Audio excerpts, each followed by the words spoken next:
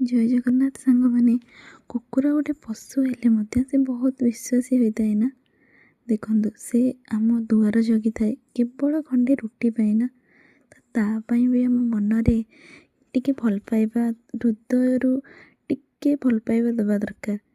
କାହିଁକିନା ପଶୁ ହେଲେ ମଧ୍ୟ ସେ ଆମ ପାଇଁ ଦିନ ରାତି ଏକ କରିକି ଆମ ଦ୍ୱାରପାଳ ହେଇକି ଜଗିଥାନ୍ତି। ମଣିଷ ବି ଆମ ପାଇଁ ଏତିକି କରନ୍ତିନି ନା।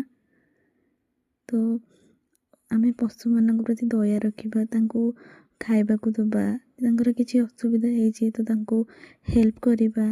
ଏଇସବୁ ଜିନିଷ କଲେ ନା ବନ୍ଧୁ ବହୁତ ଖୁସି ମିଳିଥାଏ। ଆଉ ୟାଙ୍କ ପଶୁମାନଙ୍କ ସେବା କଲେ ମଧ୍ୟ ଠାକୁର ଆମ ଉପରେ ଖୁସି ହୋଇଥାନ୍ତି।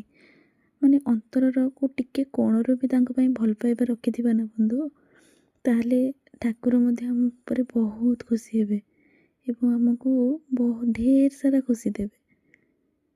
ତ ପ୍ଲିଜ୍ ଭିଡ଼ିଓଟିକୁ ଭଲ ଲାଗିଲେ ଲାଇକ୍ କରିବେ, ସେୟାର କରିବେ, ଫଲୋ କରିବେ। ଜୟ ଜଗନ୍ନାଥ। ରହିଲି, ନମସ୍କାର।